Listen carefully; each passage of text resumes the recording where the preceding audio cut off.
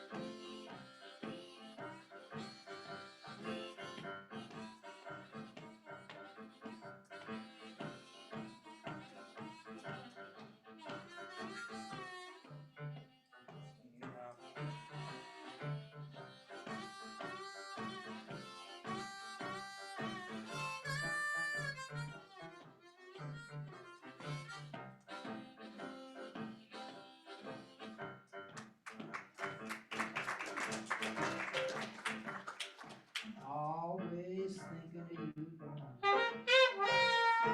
Always thinking of you, darling. Always thinking of you, darling. Always thinking of you, darling. Moon shine down, I will happily think of you. When the sun comes up in the morning through my window, I think of you.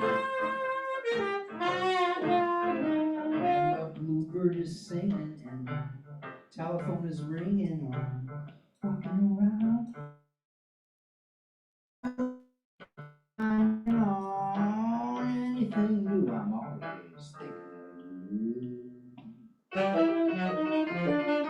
Always thinking of you, darling. Always thinking of you, darling. Always thinking of you, darling.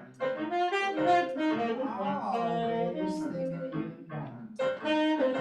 Yes, I'm always thinking of you. What I do. When I'm feeling fine and I'm feeling blue, I always think of you. When the bluebird is singing or my telephone is ringing or I'm walking around or just driving through town, my mind ain't on anything new. I'm always thinking of you. Always thinking of you, darling. I'm always thinking of you, darling. Always thinking of you, darling. Always thinking of you, darling. Well, you're always coming up in a conversation. Your face is always there even if I change the station. I'm going to end up as a psychiatric patient. You're always right there on my mind. Always thinking of you, darling.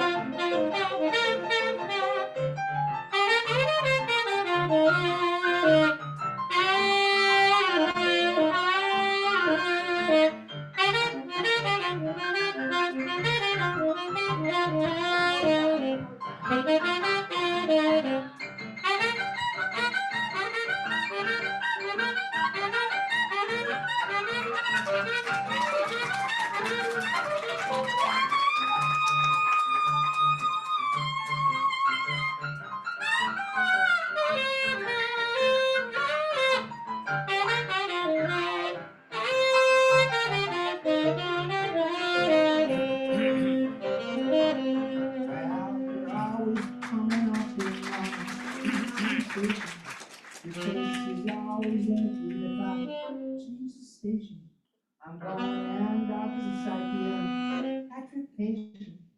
You're always right there on my mind. Always thinking of you guys. The moon shine down on my rooftop in the evening. I think of you.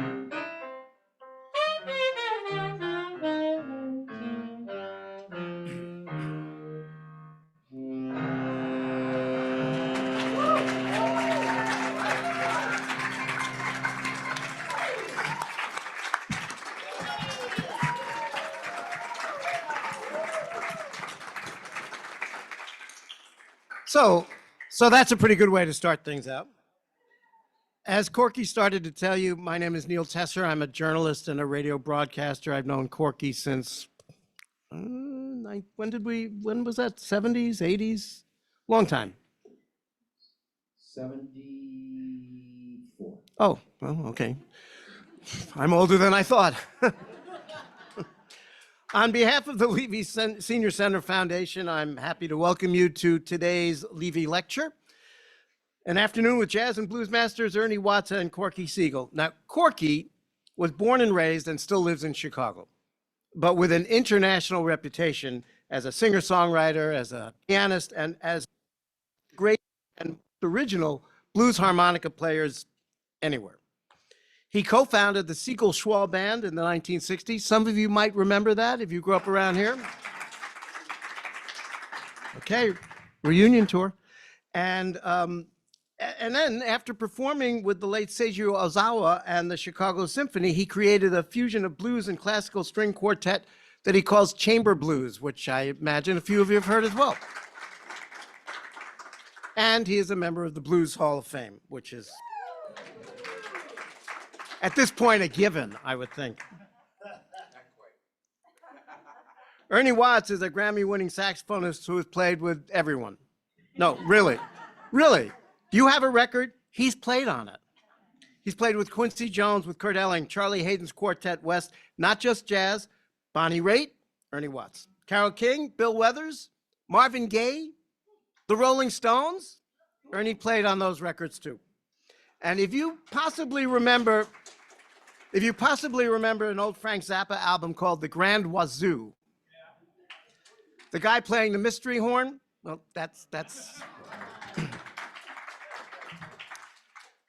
Levy lecture is made possible by the Levy Senior Center Foundation and the City of Evanston. As always, we and they appreciate your support of the foundation as we continue to work to connect our community of older adults. So anyway, Corky, you were starting to say that you had played saxophone as a youth. Yes, I was playing saxophone as a youth and trying to learn Roland Kirk solos, and all my friends were nailing them, and I was still working on the first 4 bars, and I realized jazz would be my thing in 60 years from then. So I went into blues because I wanted to feel expression. That was my agenda in music. I just wanted to feel expression. And so the blues offered a simpler format. And actually, when I started playing, this is what I played. I'll show you.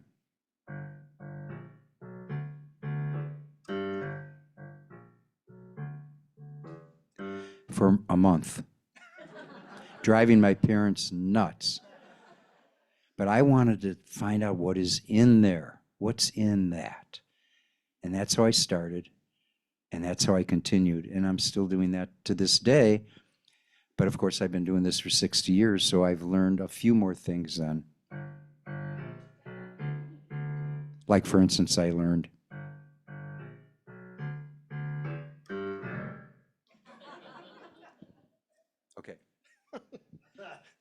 Okay, so the blues is really kind of the foundation point for both of you.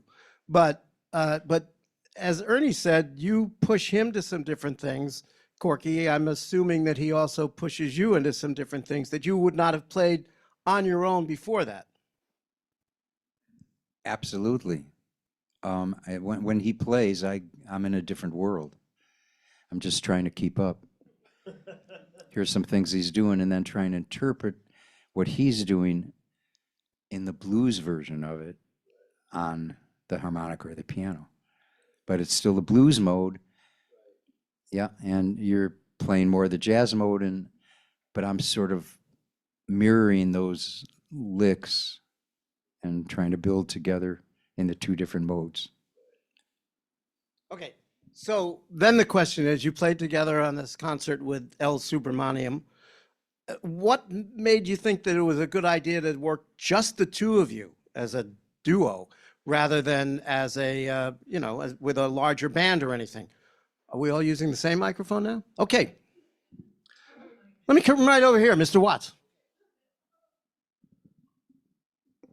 Well, I think we realize, like Corky was talking about, music and the energy of music and the spirit of music all comes from feeling. It's all from your heart. It's all from what comes through that energy that we can't really explain.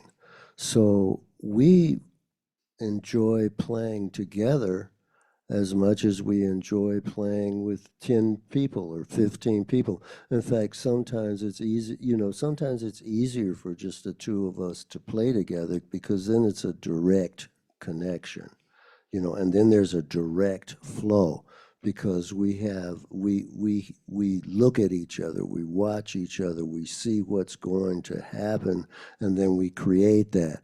If you've got a 12-piece band, it has to be a lot more organized and a lot more orchestrated in order for everybody to start at the same place and end at the same place. So there's a lot more spontaneity available to us. And I think that's what the real interest is for myself, and I think for Corky too, is that it's spontaneous. It's like we always say, it's never the same once. You know, it's never the same once. You never know what's going to happen. And then you reach for it. And then that creates another level of energy. That creates another step. So I think that's why we play together a lot. But the question you asked, Neil, was it a good idea? No. But Mr. Spontaneity, he's a friend. It's actually a great idea. So there was another piece that you told me you were interested in playing that I was interested in hearing called Deja Vu. So maybe you could play that next.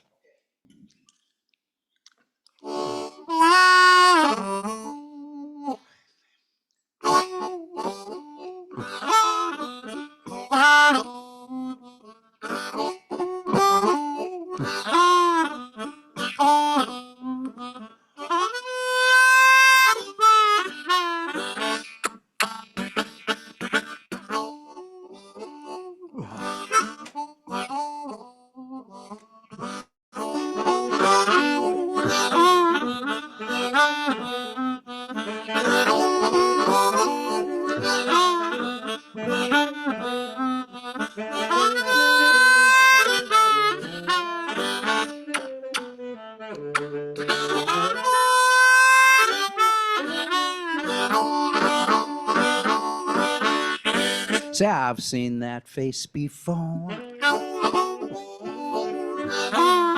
Some particular time and place before. Well, I don't know. Could be deja vu, or just my imagination running away with you, or just my imagination running away with you.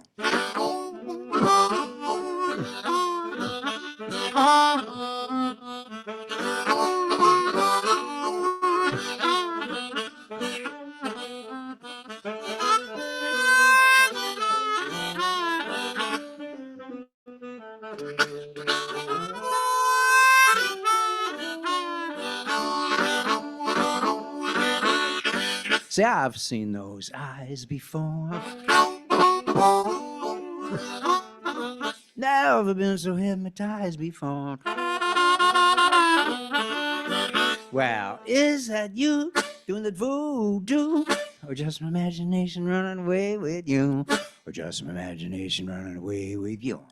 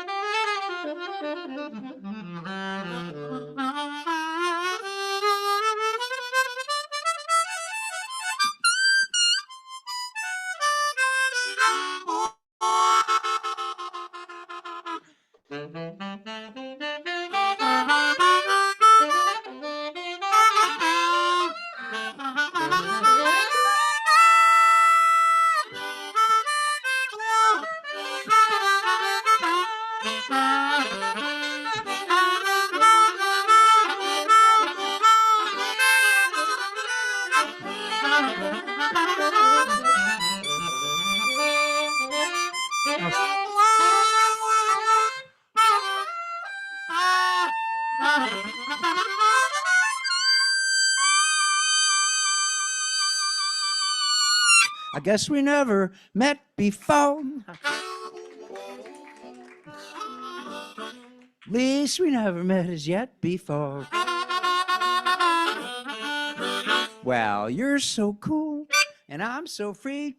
How about you and your imagination running away with me? Well, you're so cool, and I'm so free. Your imagination running away with me. How about you and your imagination running away with?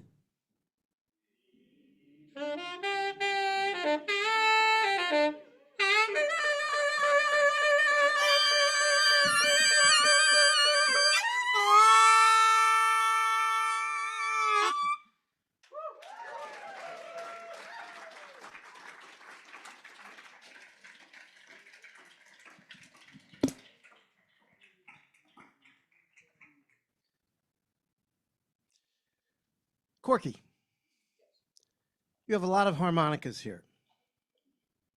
Could you show everyone?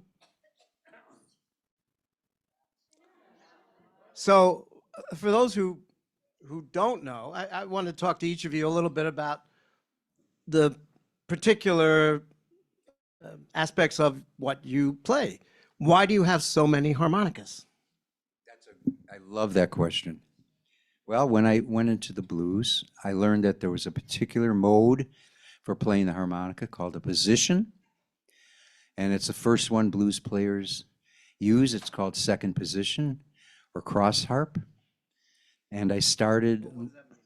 Yeah, it means that if you're playing in the key of, if you're playing a C harmonica, you play it in the key of G, because the notes are there for a more of a bluesy mode. Now, there are many, many positions on the harmonica that harmonica players usually learn at least 3 or 4, at least 2 positions. I am still working on the 1 position. And therefore, when it's a different key, I use a different harmonica, sort of like using a capo on a guitar. Because a capo on a guitar, if you want to play in a different key, you just use the same pattern, but just move the capo. So I use the same pattern when I play the harmonica, no matter what key it's in, because I'm not interested in the technical aspects of the harmonica. I'm interested in expression. And so, but I love the technical aspects, and I honor, you know, all those players. Howard Levy, the most named after this senior center. He could play everything on one harmonica because he could play all the chromatics, and so he, you know, can do that. But we play together a lot, Howard and I, just like Ernie and I will turn to Howard after the first 30 seconds of a harmonica duet, and I'll say, Howard, you've already used up all the notes. But that's Howard. He's quite amazing. So no, I'm the opposite on the spectrum. I'm completely the opposite. 1 note, Johnny 1 note. Corky 1 note. Although, you know, it's true though that Howard carries a large range of harmonicas as well. Even though he can do it all on 1 harmonica, some keys, the way they're set up on the harmonica, are easier for him to do what he wants to do when it comes to improvising. So he'll switch those out also. So it's not as cut and dried as that, but I understand what you're saying. Ernie, so we're talking about, I mean, it's very personal, the sound that a musician gets. It's the first thing people really relate to. I know you've been doing some work on your mouthpiece. So maybe you could explain a little bit about what goes into that and how it affects what comes out of the horn. Well, the sound comes from inside us.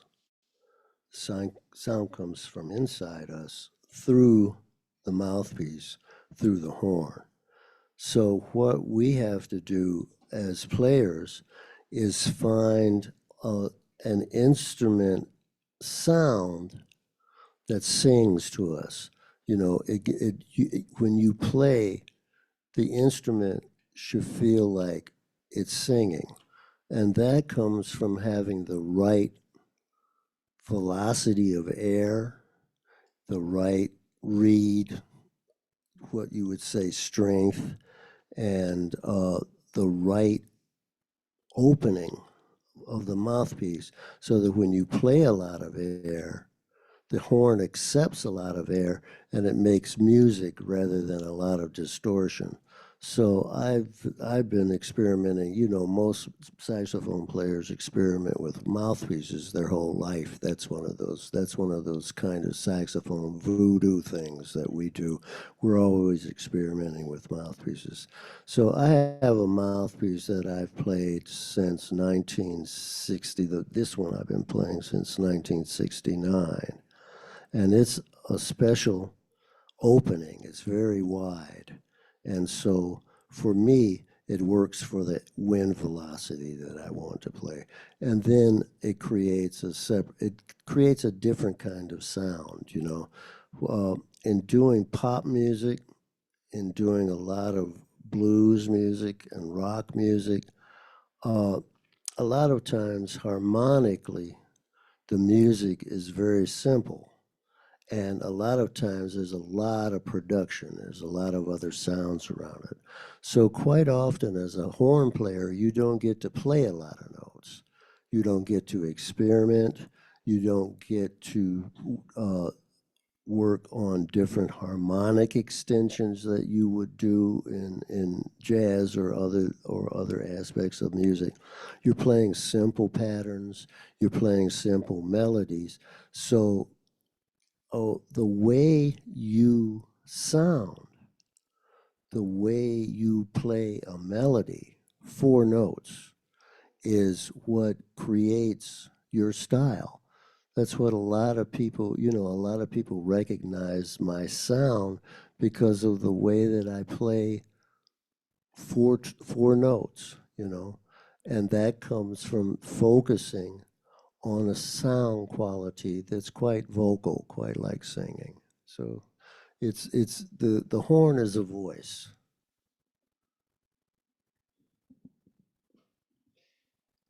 You've heard Corky's chamber blues many times. And let me ask you, have you guys ever thought about combining this with chamber blues? Is there any ever in the picture? Oh, you have? It would be a real bad idea. It would be a real bad idea, but we did it a whole bunch. But not on record? I'm trying to remember. Yeah, so on the last Chamber Blues album called More Different Voices, Ernie does his tune Oasis, which I did a little arrangement for him.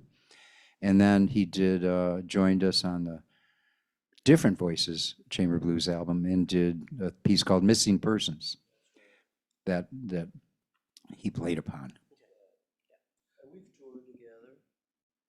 And yeah, we've also toured together with the strings.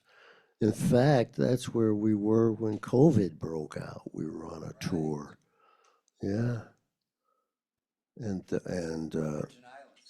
Yeah, we were on a tour of the Virgin Islands, and we were and all of a sudden this thing started happening, and nobody knew what it was. We almost got stuck there. Yeah, it was quite a time. Corky, you didn't study classical music, right? I was supposed to. But you didn't, is the point. And yet you've written these really terrific string quartet arrangements for the chamber blues and larger. I mean, you just recently put out this album, Symphonic Blues No. 6, which features your writing for larger orchestra. So how did you just find your way into that? That's not something that most people would normally say, oh yeah, I'm a blues pianist, so let me write for a symphony. Yeah, so it was 1975. Believe it or not, the San Francisco Symphony approached me and said, we'd like you to write a piece. We're doing a performance at the Civic Center. It holds 6,000 people. It's with the San Francisco Symphony. It's Arthur Fiedler. The city of San Francisco wants to commission you and the San Francisco Symphony. And so would you write a symphonic blues for us, 1975. And this was after the 2 William Russo pieces. It was in 1966 that this fellow used to come into this blues club, Big John's, and night after night after night, and he comes up to me and says, "I'd like your band to jam with my band." And he turns out to be Seiji Ozawa, and his band is the Chicago Symphony. So we got William Russo to write a piece in '68, and then it turned out in '66, and it turned out so good that in '75 or '74, he wrote another piece for me. Both of them are on Deutsche Grammophon. So because of all that stuff going on with symphonic blues, and no one else was really doing exactly the kind of juxtaposition where you can hear the blues and hear the classical working together, they thought I was the guy to do it. And I said, "You guys are out of your mind. I've never written anything in my life." "Oh, come on, Corky, you could do it." And then I thought about it. I says, "Well, you know, I don't live in San Francisco. I could play the gig and leave." So I wrote a piece, which I call sonata. I call sonata vocal compositions. I say sonata if it involves voice. So I wrote 3 sonatas, and it turned out really nice, surprisingly. And Arthur Fiedler really loved the pieces.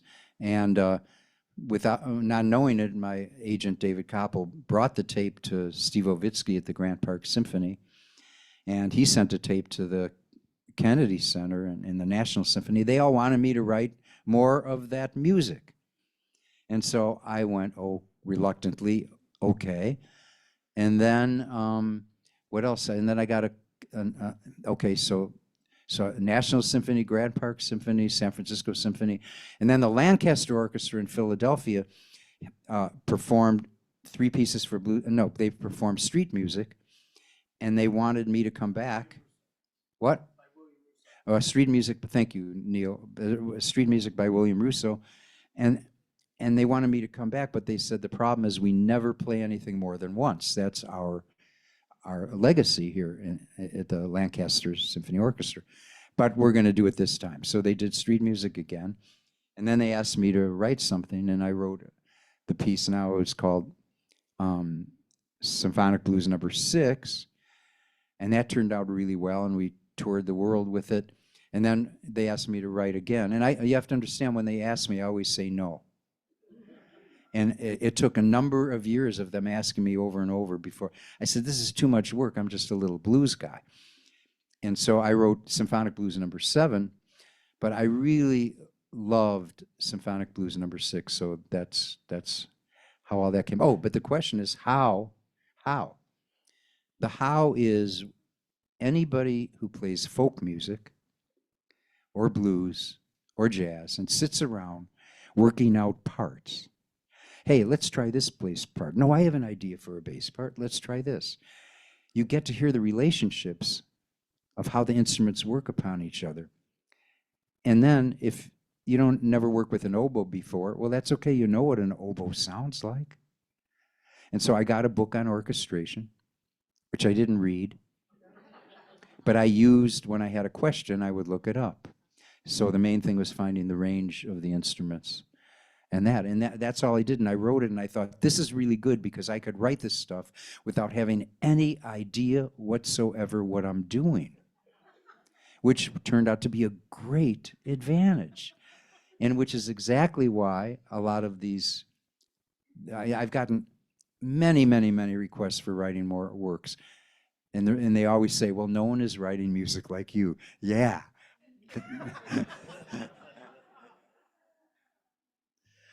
Corky studied and heard and was really influenced by the Chicago blues musicians that he had heard on record. Didn't even recognize them when they came into the club he was playing, which is another story, but he had heard them. And so, Ernie, I'm wondering, what you mentioned John Coltrane as being a turning point for you.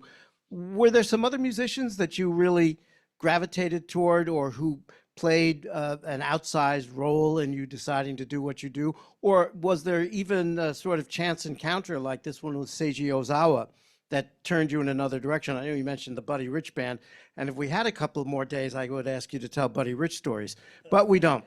And anybody who knows anything about Buddy Rich, the stories are plentiful and profane. But so, you know, something that maybe turned you in the direction you've gone. Well, I have been guided, I guess. My life is sort of like a little parade of little miracles. When I was in high school, my next door neighbor heard me practicing. I grew up in Wilmington, Delaware, which is near Baltimore, and in a row house, you know. So my neighbor heard me practicing, and he started to lend me jazz records. And from that, I learned how to play jazz by ear. And then he started to take me to concerts.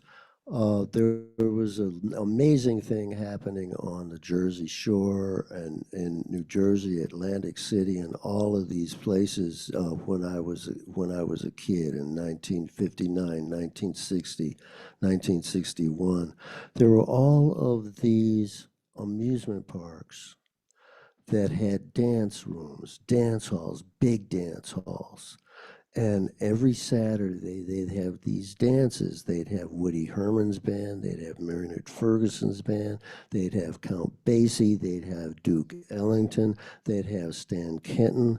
All of these people would come and do these dances in these big halls at these amusement parks. And so he would take me to hear them. And I would go and stand up in the front. All the kids that were into music, we would stand up in the front and watch the bands play and see what was happening with that and learning about music that way.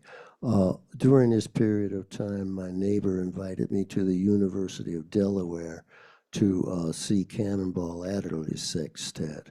That was in 1961, and that was Cannonball's band with Yusef Lateef and his brother, and Louis Hayes and Sam Jones.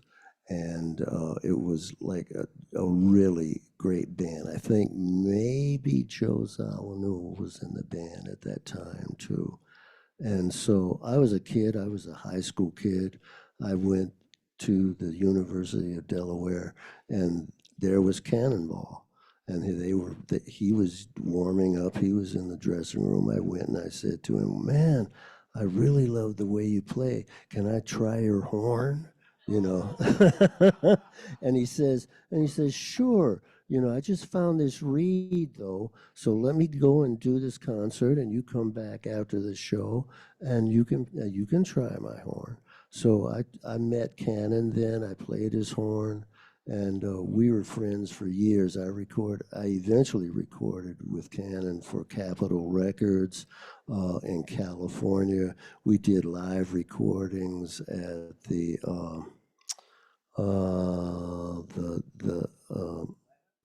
no, it wasn't the Lighthouse. It was the Troubadour. That's right. We did live concerts there. We recorded together. And he became a very close friend. So that was a very important thing. When I went to the Berklee School of Music, I met James Moody and Kenny Barron, and I was in a band that did jingles. I was in this 10-piece jingle band, and the guy that ran the band, Tony Texera, was a bass player, and he did a 10-piece band album with Moody featured, and while Dizzy Gillespie was in town working. So all of these, you know, I've had all of these experiences at particular times that kind of kept me moving. Benny Golson, all of those people. A very interesting thing happened in California. Peter Gunn was a TV show that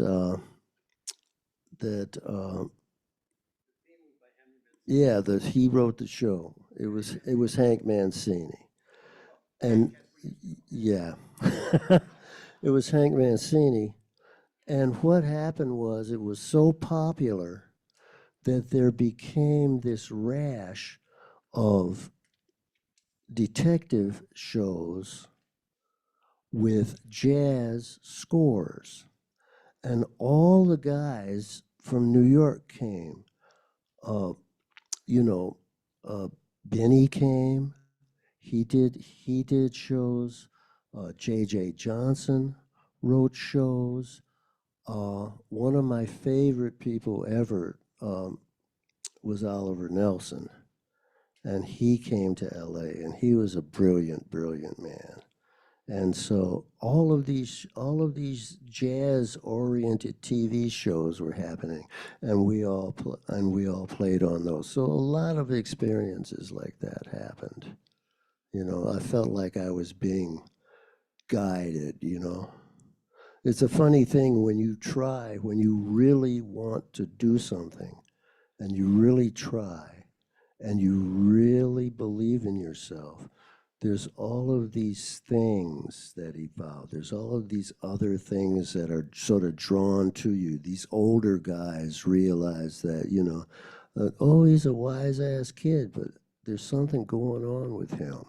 And they put out a hand, and they help you, you know, and they become like your uncles.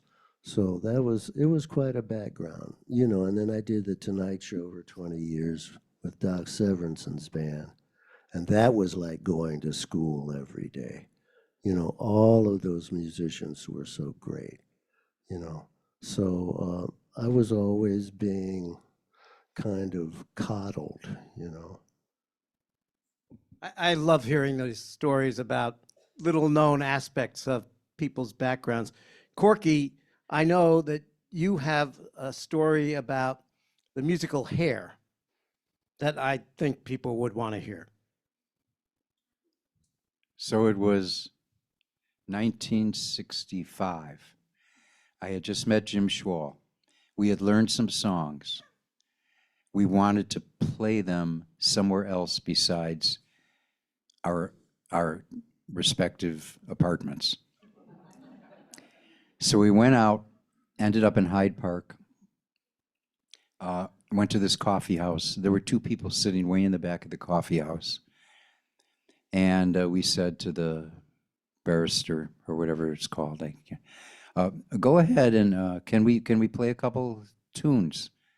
I mean, what a crazy thing to ask. Can we play a couple tunes? He went, sure. So Jim pulled out his guitar.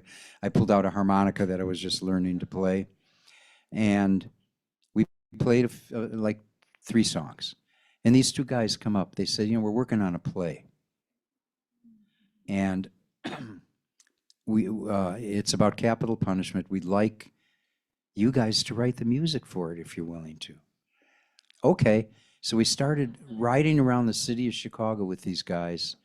They were writing songs and we were playing the music and they were amazing geniuses, just brilliant.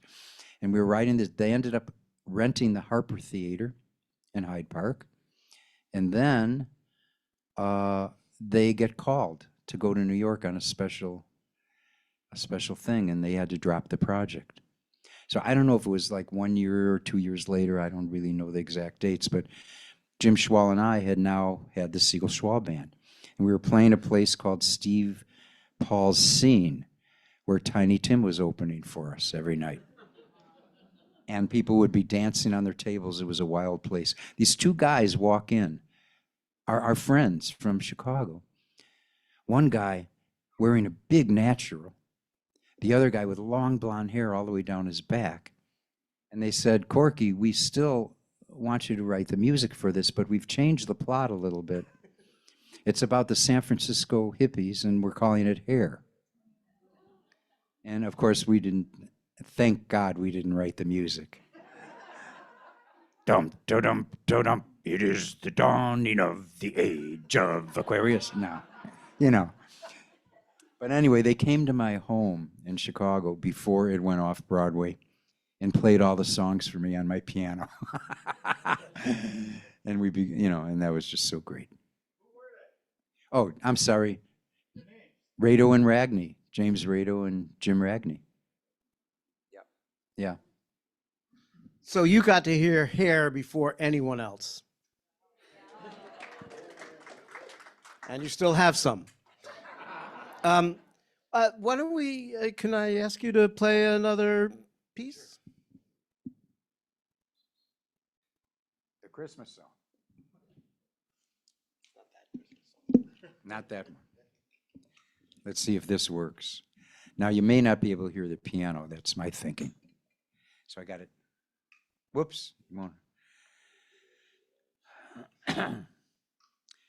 And I've been thinking, I think like this about, okay, what am I going to do when I do the handheld harmonica? How is that going to be heard? Because it's coming out of that speaker. Simple. We take this microphone and lay it in front of the speaker. This is why they pay us good money. I can't figure out what to do for the piano, though. Okay. Ready, Ern?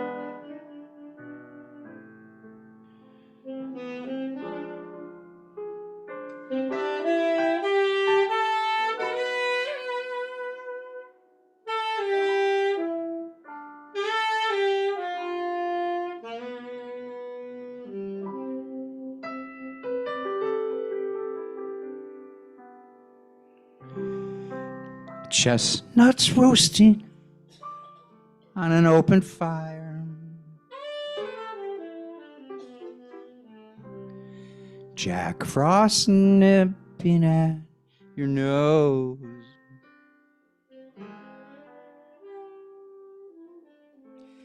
Yuletide carols being sung by a choir.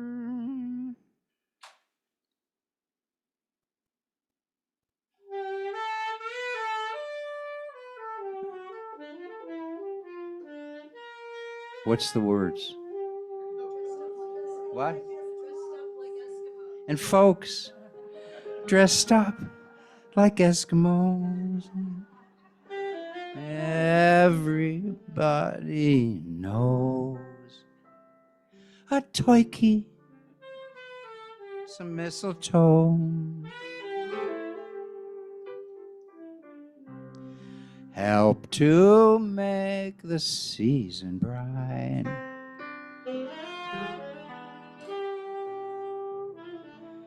Tiny tots with their eyes all aglow may find it hard to sleep tonight. They know that Santa's on his way.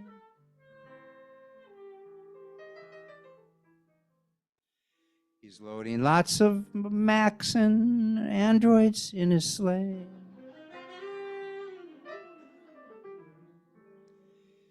And every mother's child will surely spy to see if Santa's reindeers can really fly. And so I'm offering this simple phrase for kids from 1 past 92. And though it's been said very rarely this way. Merry Kwanzaa. Oh, sweet Ramadan. Sparkling Diwali. Splendid holidays. Happy Hanukkah. And Merry Christmas from this Jew.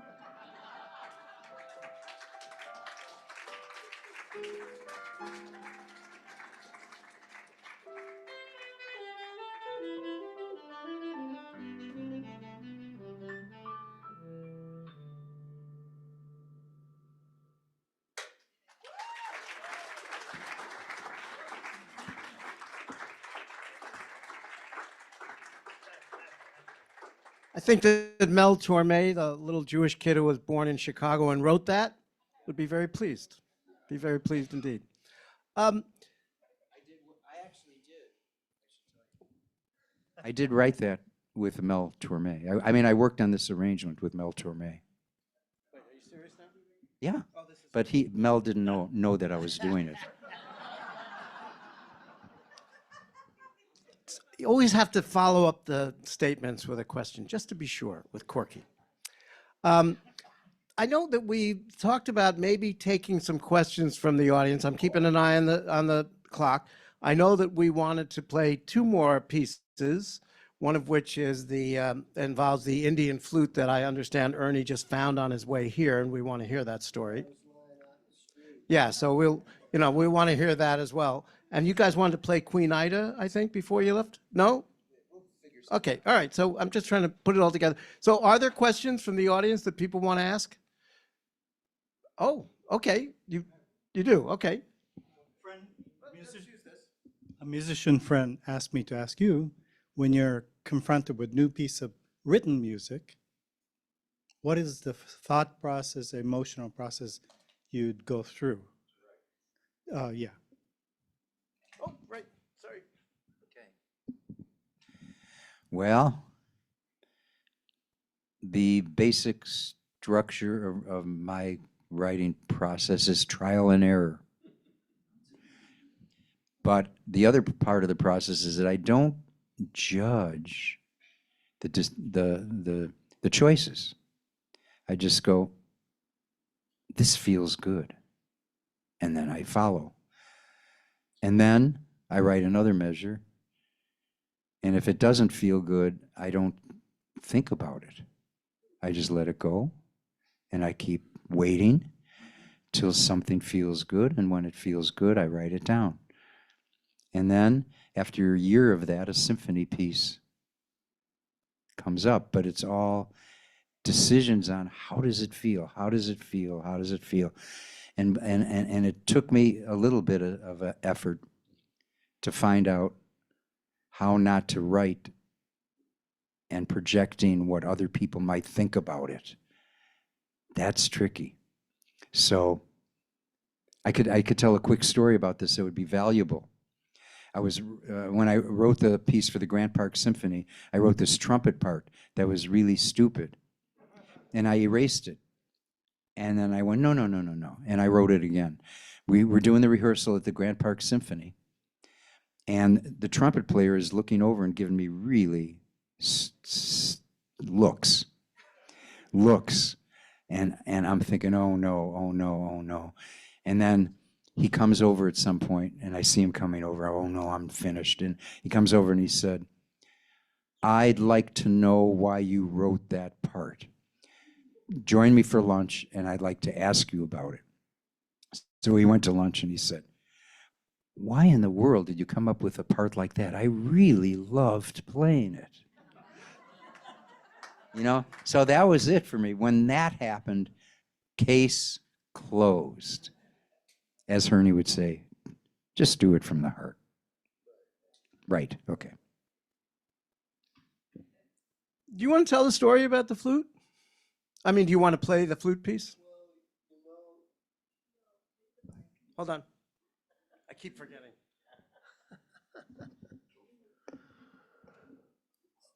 When Patricia and I got married, we took a long honeymoon trip, and part of it was going to Santa Fe. And we went to Santa Fe, and we visited, the shops, and we visited a flute shop, a Native American flute shop run by a gentleman named Sky Redhawk. And he had all of these flutes and all of these different keys, because the flutes are like the harmonicas. They're a pentatonic instrument, but according to the size of the instrument is the key that they're in. And so I picked up this flute, the one I have. It's an A minor, and it's a cedar flute, and we played together, and he showed me some things fingering wise, and we played some duets together. And so I got that little flute. So that's the story with the flute. And then I recorded it on an album I did called Spirit Song. And it's just one of those things where all you have to do is play one note, and it kind of goes to your heart. It's a very, very simple thing. It's a very, very spiritual thing because it's so natural. The spiritual things that are natural, they stay with you. It's the way a person can play a note. It's a pattern. It's various bits of concepts and motifs that stick with you forever. I think that's why the melodies that we have at certain times of year that come back, that are part of our tradition. There's a lot of tradition in our music. There's a lot of tradition in the things that we hear. And when you study music, when you deep down study music, and you go into the origin of, the Pythagorean, the concept of music, and all of these other aspects of music and math and feeling and healing. It's very, very ancient how certain intervals and certain vibrations create feelings. And when you play these combinations of sounds, they're healing. And that was one of John Coltrane's dreams. He had mentioned at one point that he knew that somewhere there was a combination of notes that could heal large numbers of people. And it goes way back, so that's part of what this little flute, this little sound is about. It's an aspect of that kind of feeling. Yeah. So you're talking about spirituality in music. Corky, you've been a Buddhist forever? Well, many lifetimes, I believe. Well, I'll make it simple. I studied meditation and chanting and all of that, and scriptures from different religions for 50 years, like almost daily. So, but hello. No, but it relates to the question of how each of you, singly and together, use music to express something more that we don't always have a connection with, and how it helps you stay kind of sane and maybe help other people stay relatively sane in times that would not charitably be described as sane, like now. I need to talk about the New York Philharmonic story. So it was 1969. it was a time when America was experiencing extreme division.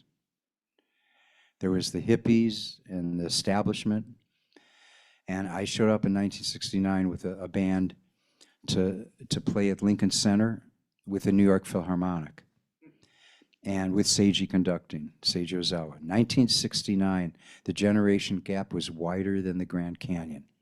Actually, this story is on the liner notes of Symphonic Blues No. 6.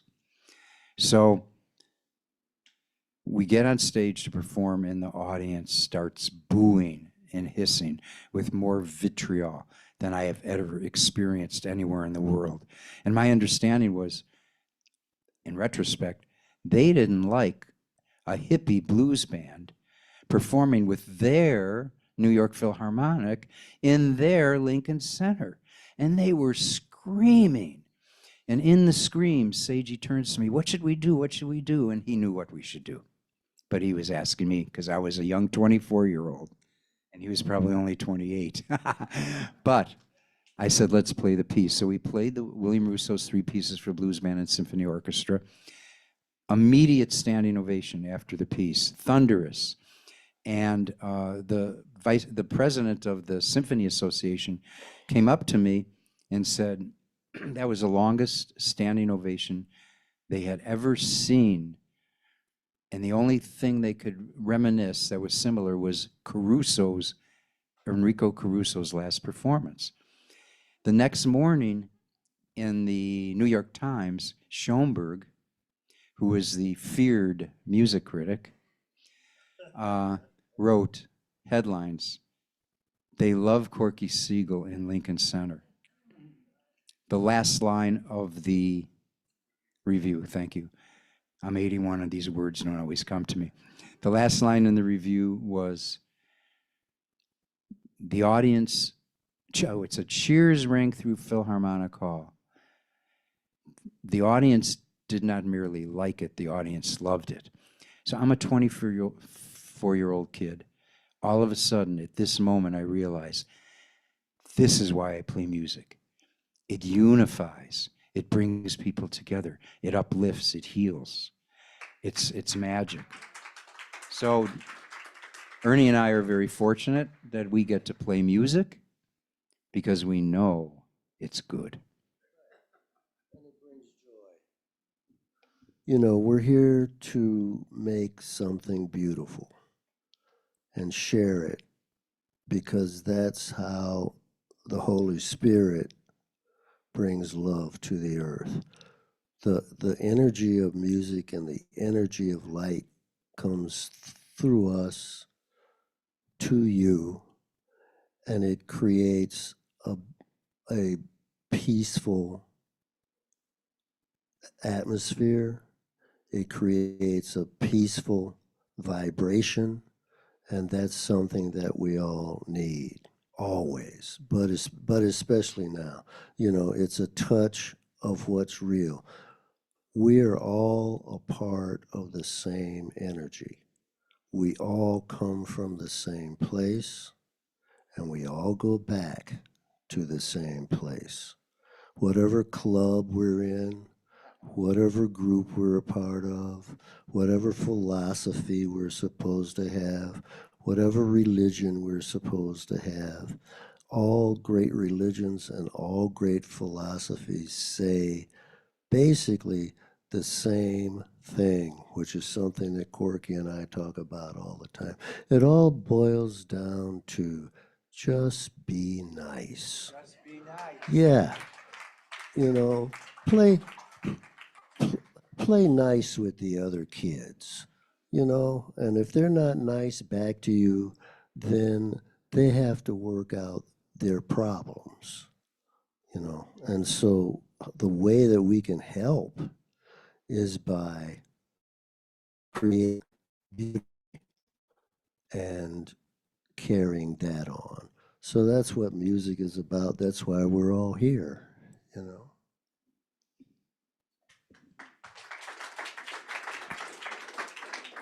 And it's interesting also to me that as you describe it, it sounds like we're talking about very soft, peaceful ballads all the time, but that's not what you do. And somehow things that are raucous and fast and exciting and energetic can also create that same place. And that's a paradox to me.